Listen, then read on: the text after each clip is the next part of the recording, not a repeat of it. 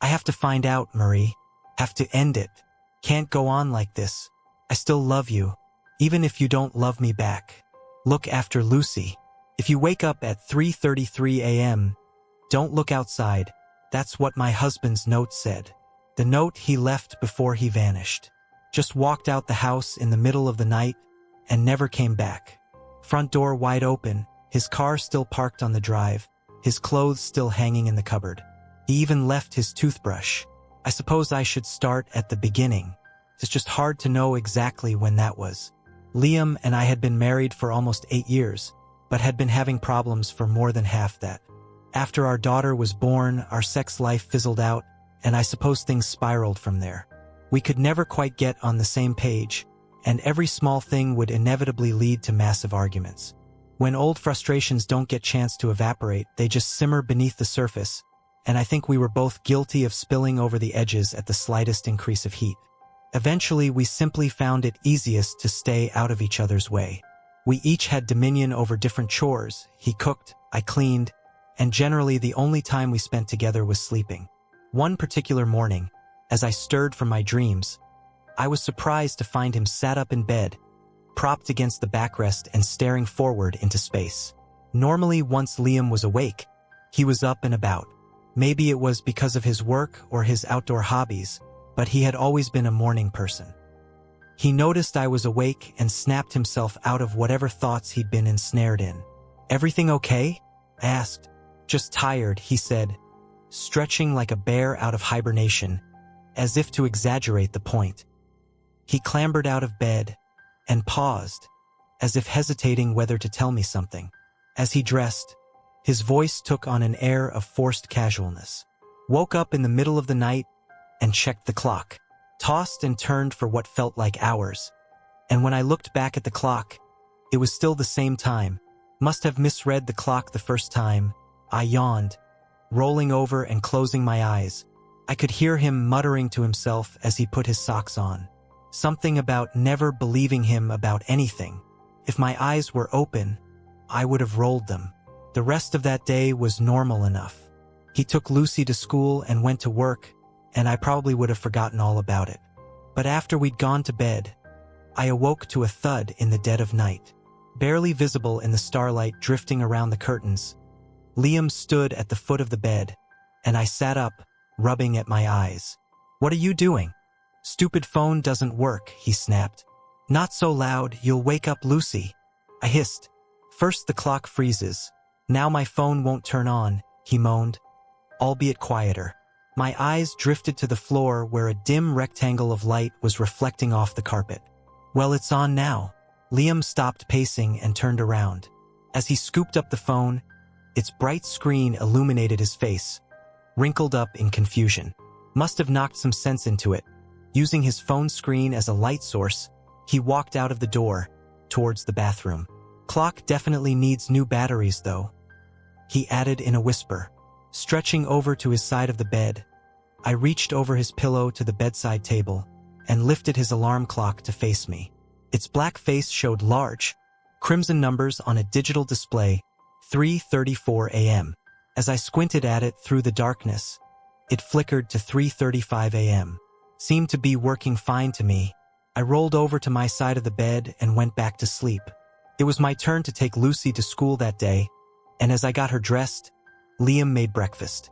Turned out he actually had woken her up when he'd thrown his phone, and he must have felt guilty since he made pancakes. They'd always been Lucy's favorite, probably from one movie or another, and despite Liam's insistence that we're not Americans, we don't have pancakes for bloody breakfast. He knew they were an easy way to make her happy. That was one thing I can't fault my husband for. He did love our daughter. It wasn't often he went out of his way to make her happy, but I suppose he tried when it mattered. But the next morning, he was in a foul mood. "Oh, now she's awake," he grunted sarcastically. When I walked into the kitchen, fastening up my dressing gown, I ignored the comment. It wasn't like I'd slept in overly long. Besides, it was a weekend. I braced myself for a tense breakfast, sat in frosty silence. But as I approached the worktop, my eyes fell on a black screen, covered in splintering hairline cracks. "What happened to your phone?" "Stopped working again," he said, ruffling his newspaper. Tried knocking some sense into it like I did the other night, but it didn't work. Then I tried again, a bit harder. Too hard, apparently. Well, that was stupid, I said, matter-of-factly as I put the kettle on. Liam didn't say anything, but he folded up his newspaper, threw the last dregs of coffee down his throat and left the room, probably more mad at himself than me. If he'd been mad at me, he would have shot some comment back.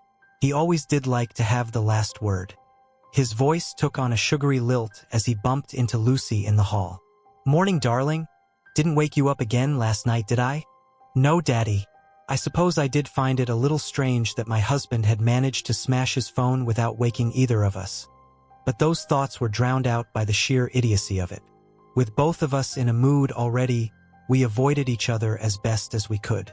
This was always a little bit harder on weekends, and just before we slept, we ended up bickering." "What's that?" I asked, as I saw him place something under his pillow. "A torch." I couldn't help but laugh. "What do you need a torch for?" "To see where I'm bloody going, if I wake up in the night again." "Well, maybe if you kept your anger in check, you'd still have your phone. Maybe if you stopped criticizing me all the time, I wouldn't be so quick to anger." And as simple as that, we descended into an argument that got increasingly personal and ended up with us both rolled over in bed, backs facing each other. When you're mad at someone, even the slightest thing can annoy you. The way they huff out a breath through their nose, or the way they tug at the sheets. Eventually, Liam started snoring. I wasn't far behind. I woke up the next day to an empty bed. I'd assumed my husband would still be in a mood with me, but when I found him that morning, he was completely oblivious. Staring up at the clock above the fireplace, he clutched a collection of watches and alarm clocks in his arms. In the background, the news was on, but he'd got it on mute. "Hey," he said, as soon as I walked in the room. He actually seemed pleased to see me. "Can I look at your phone a sec?" "WH, what are you doing?" "Just, what time is it?" I told him, and when he shook his head in exasperation, I showed him. "They can't all be wrong," he muttered, setting the bundle in his hands on top of the fireplace. One by one, he left the alarm clock until last, and grabbed it with both hands, raising it into the air to examine. "What are you doing, Liam?" I asked sleepily, making a point of taking my pink watch from his collection. "There was a power cut last night or something. I think there's been one every night. Even my torch didn't work." I shrugged. "The clocks have batteries. A power cut wouldn't stop them." "You're not listening," he said, shaking his head. "Even my torch didn't work. Nothing worked. That's why my phone wasn't turning on. I tried yours last night, and it wouldn't turn on either." "You were going through my phone last night?" "No," he said. "I was seeing if it worked, and it didn't. Nothing did. Not the lights, not the fridge, not the watches. The only thing in the whole house that was still on was this clock." He raised the little alarm clock in his hands, and it was stuck on that same time. 3:33 a.m. "Are you sure this wasn't a dream?" "It wasn't a bloody dream." "Okay, so there was a power cut last night," I said, making my way towards the door. "Do you want a cup of tea?" "It wasn't just," he started, rubbing at his brow in genuine exasperation. "Look, I was up for a while. At least an hour it had to be. And all the while, nothing worked. All the while, this clock said 3:33 a.m. Then suddenly, everything turned back on, back to normal. And this clock said 3:34 a.m. So, what are you saying?"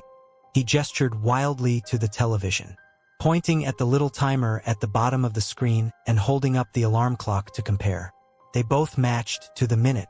How can it be the same? Where has that time gone? His movements were so frantic. He looked like he was 2 steps away from frothing at the mouth. "It must have been a dream, Liam. I don't know, call the electric board or something. See if they've had any power cuts. I'm making a cup of tea. Wasn't a fucking dream."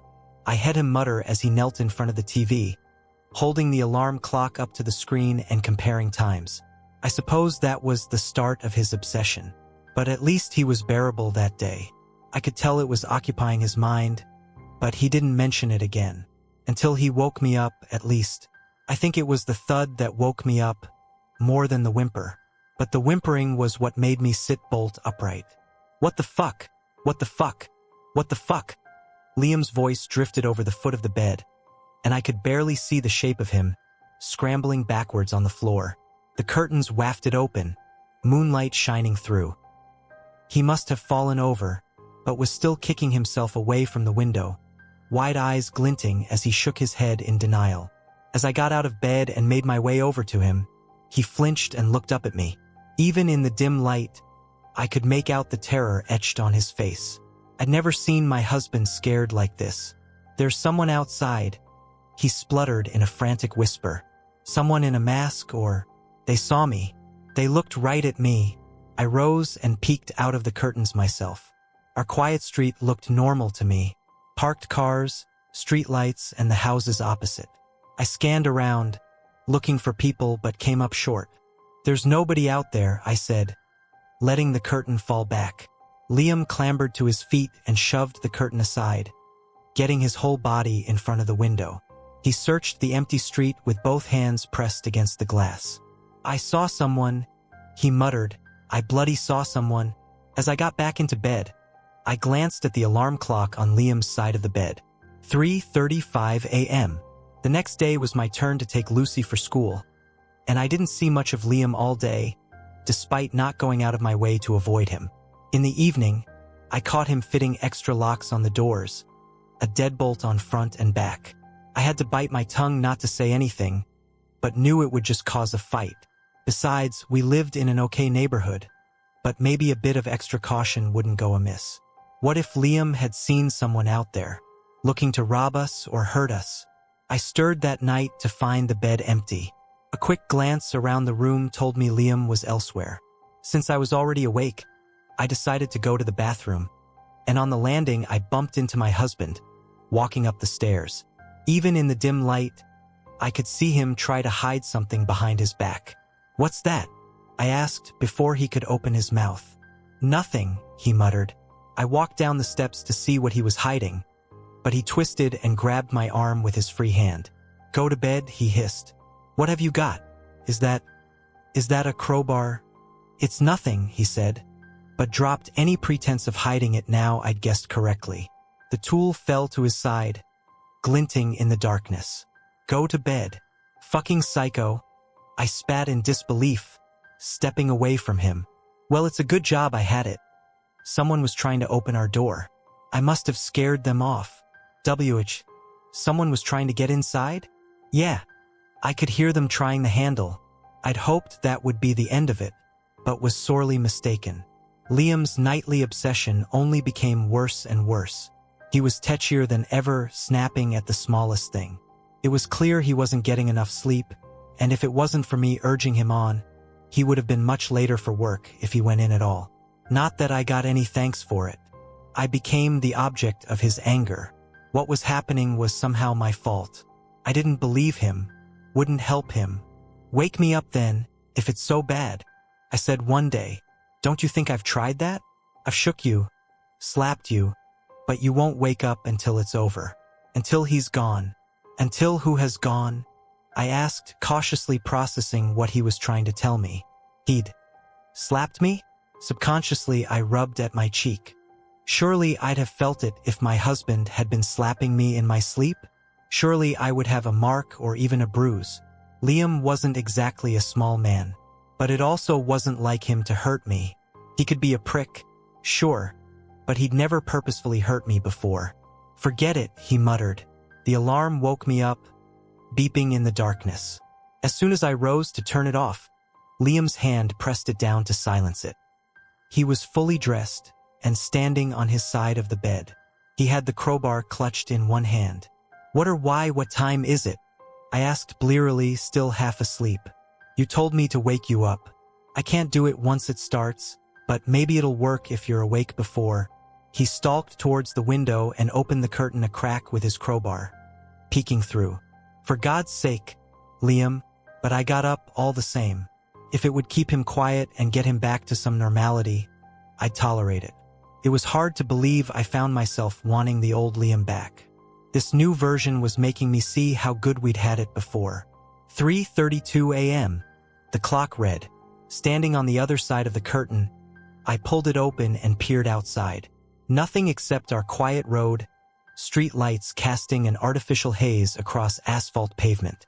A distant rumble of a car, speeding along a connecting road, unseen. "So what am I looking for, exactly?" I asked. Liam didn't reply, so I kept watching the streets outside. And watching, shaking my head. I eventually pulled my head away from the curtain and turned to Liam. But he wasn't there. I looked around the room. He wasn't here at all. I'd never heard him leave. A quick glance at the clock told me it was 3:38 a.m.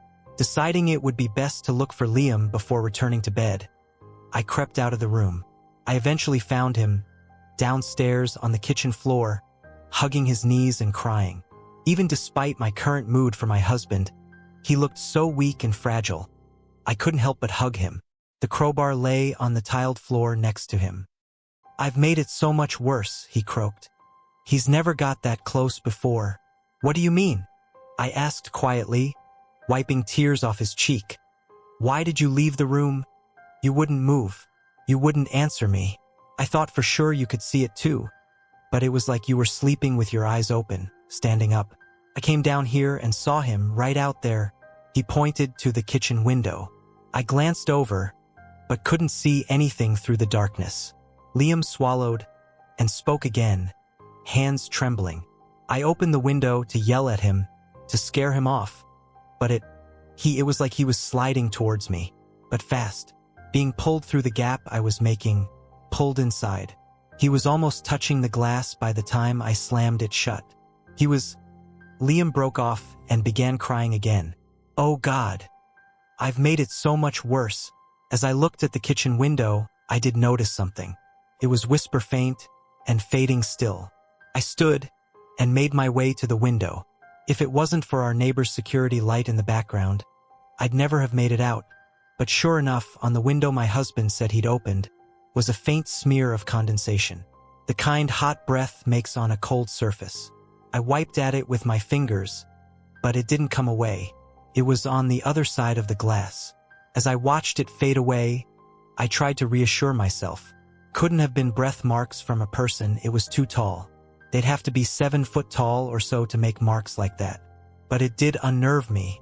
Coupled with my husband's reaction, it was hard not to tremble a little myself. I led him back to bed, and we tried to sleep. Or one of us did, at least. Liam just sat up all night. Just sat there, staring at nothing and shaking. The next day, I called the electric board to see if they'd had any reports of power cuts in our area. Not for a couple of months, they said. Then I called the non-emergency number for police to see if they'd had any break-ins or home invasions around my postcode lately.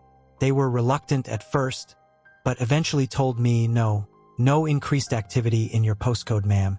That didn't leave me with many choices. The simplest explanation is often the correct one, and the simplest explanation was that my husband was losing his goddamn mind. That didn't explain the fog on the window, but maybe that was just damp air or a trick of the light. Whatever the explanation, my husband's behavior was starting to get out of hand and was scaring Lucy. His eyes were constantly wild and nervous, as though expecting something to lurch out of the shadows at any moment. He bought extra locks for the windows, security cameras, and even metal grills to fix over the downstairs windows. I drew the line at that. I was already close to taking Lucy and walking, and told him as much. I hoped it might snap him out of it, but all he said was fine. He left the grills off but installed the rest. That night I made him sleep on the sofa downstairs, and had restless sleep myself, drifting in and out. After a bit of tossing and turning, I wondered what time it was, and reached for my phone, but the screen wouldn't turn on. Frowning, I pulled myself across the empty bed and picked up Liam's alarm clock. I almost dropped it when I saw the time. 3:33 a.m. Scrambling out of bed and putting on my dressing gown, I tried the bedroom light switch, but nothing happened. Same in the hall. Was this Liam's idea of a joke? Was he so desperate for me to share his delusions that he'd somehow turned everything off? That would be easy enough, I supposed. Flick the fuse board off and drain my phone battery without me knowing. What stumped me was the bath taps. When I turned them out of sheer desperation, Not even a drop of water dribbled out. I suppose Liam could have isolated the water, but I didn't understand why he would. He'd never mentioned the water not working. Making my way to the stairs, I had to feel my way across the walls.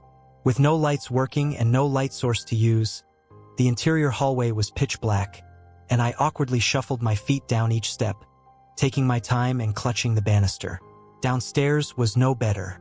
Normally, even at this time, there would be enough light coming from the glow of the streetlights outside to see my path, but not even the streetlights were working.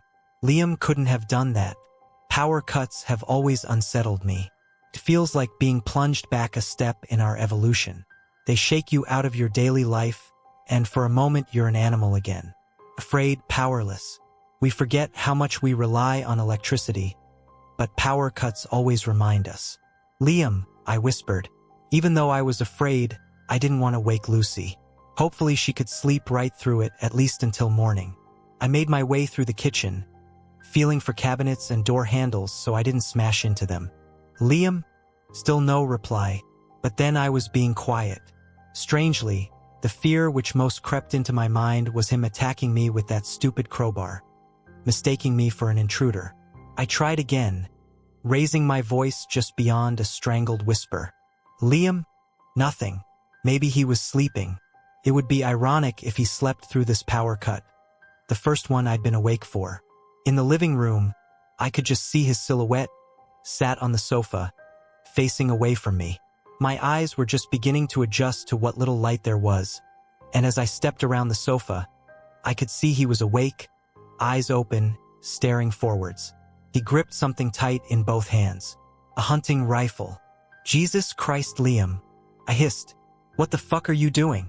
He didn't reply, just kept staring forwards, his breathing slow. You know I hate that thing, I muttered, twisting to see what he was looking at. A window facing onto our garden. It was hard to tell, with just a slither of moonlight to see, but it didn't look like anyone or anything was out there. Turning back to Liam, I took hold of the gun and tried to pull it out of his grip. He didn't budge. Not even the barest hint of emotion passed his face. Him and that stupid gun. He told me he'd sold it after his last trip. I tried again, really trying now, bracing myself to wrench it as hard as I could. Again, Liam didn't even wobble. He didn't even look like he was tensing. Well, I believe you now, I said, letting go of the weapon. But I wish you'd stop acting like this. Just tell me what's wrong. Liam said nothing, did nothing, not even so much as a frown. Even his breathing was the same steady pace. I tried pulling him up, but it was like he was frozen solid. It began to scare me a little. Liam? I asked, genuinely worried. Still no reply. As I looked closer, I realized something. Liam wasn't blinking. I took him by the shoulders and tried to shake him, but he didn't even wobble. It was like trying to push a wall. That's when I remembered what he'd said the time he'd woken me up with the alarm. It was like you were sleeping with your eyes open. His words echoed in my mind, and a thought gripped me. One way to test if he was pretending. I raised a finger to his face and slowly, carefully brought it to his eye. My finger pressed into the white of his eyeball, wet and squishy. Liam didn't so much as blink. I took an involuntary step back and clasped a hand over my mouth. Liam's body was here, but he wasn't. Sleeping with his eyes open, comatose, collapsing on the chair in front of him. My mind raced. Was this what he'd been going through? Every night, trapped in this place where nothing worked. Alone? He'd said it felt like hours. Surprisingly, that gave me some comfort. I could just wait. I could just wait until it was over. So that's what I did. I sat in that chair and tried to go to sleep. But no matter what I tried, I just couldn't seem to drift off. Try as I might, my mind was awake. Eventually I gave up, just sat there, waiting, shivering in the dark. It did feel like hours had passed, and still nothing worked. Occasionally I'd try again, just in case, whispering to my statue of a husband with no reply. As I sat in that chair, willing time to creep forwards, waiting for the light to come back to the world, something else tickled the back of my mind. My husband had seen someone outside. Maybe I wasn't alone. The thought sent a chill down my spine, and my eyes darted amongst the black windows around me. Each one could be hiding someone. Whoever was out there, he had brought my husband to tears. I drew my knees up, clutching them for warmth. It didn't work. Goosebumps prickled my skin, and I wished my husband would say something. Anything. The way he stared at the window behind me with such intensity made me keep checking over my shoulder. Faced with an eternal wait and just my husband's vacant body for company, my glances to each window became increasingly desperate. Part of me wanted to see something. Just see something and have done with it. How long had I sat here? For hours? 5? I decided to stand, to stretch my legs and warm up, if anything. Creeping to the garden window my husband was facing, I gave a long, considering search amongst the dark, rustling leaves outside. But I couldn't see anything. Whether it was paranoia or something else, it felt like someone was watching me through the windows. They made me feel vulnerable, exposed. I kept to the walls as I stalked around the room, only peeking the barest slither of my face around the window frame. The street outside looked as cold and alone as I felt.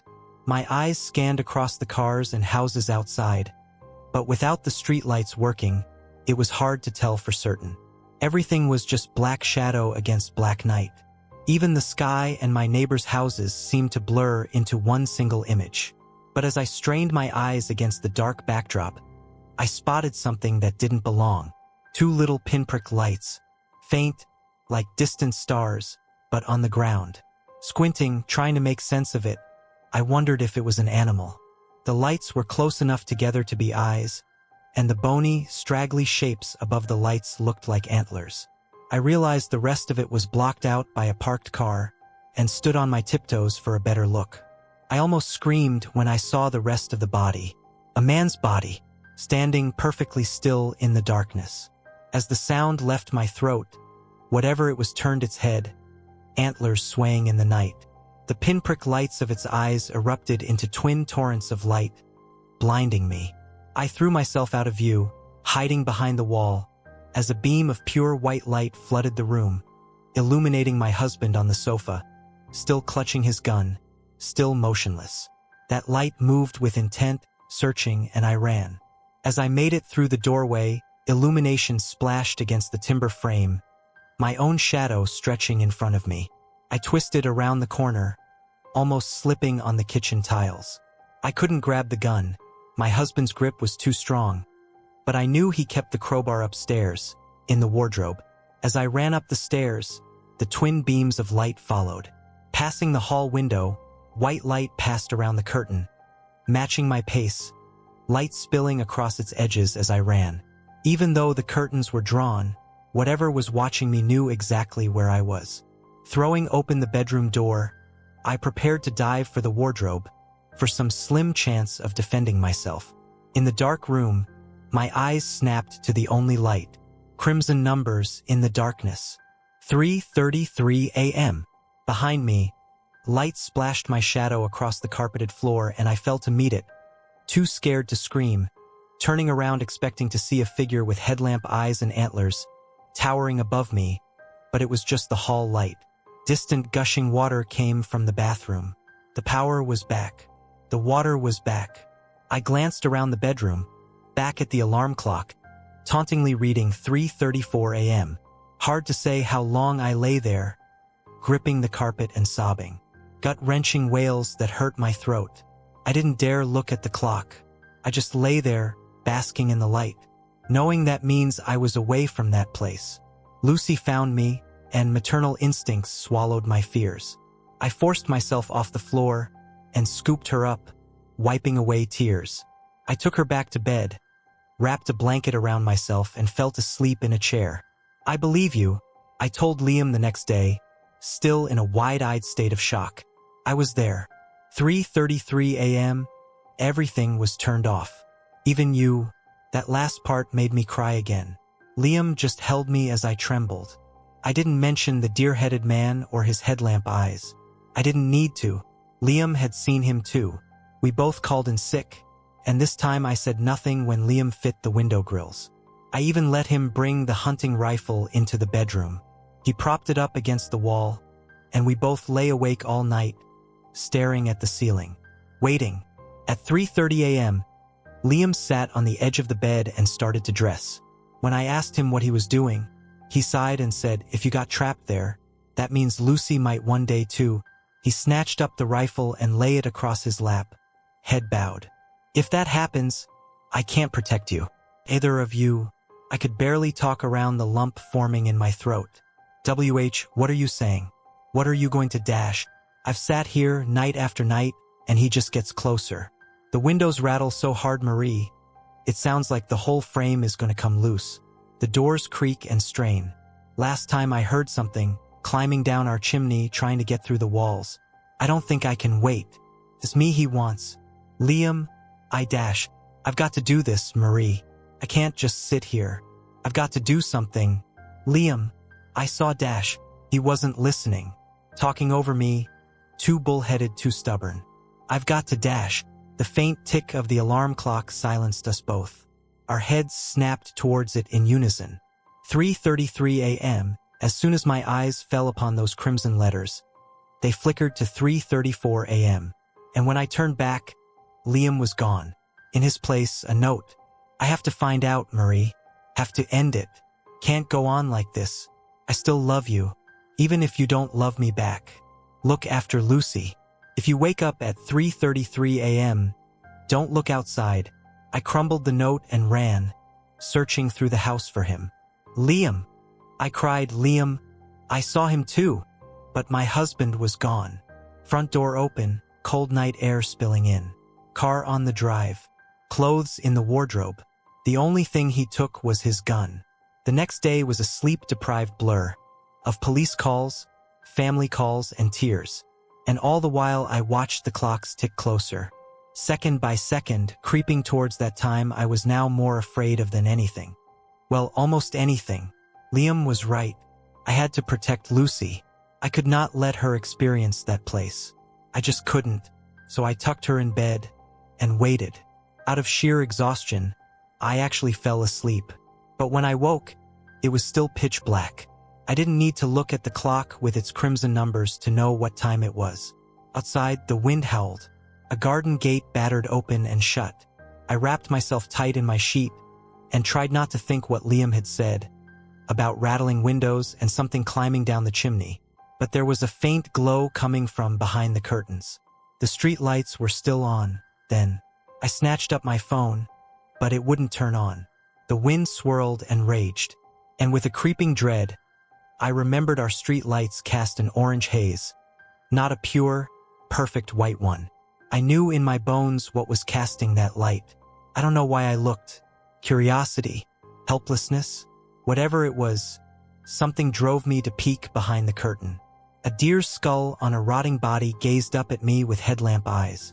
As I stared, open-mouthed, it began to drift, glacier slow, towards me. It didn't walk. It floated, slid. But to be honest, I barely saw it. My eyes had fallen on a second figure.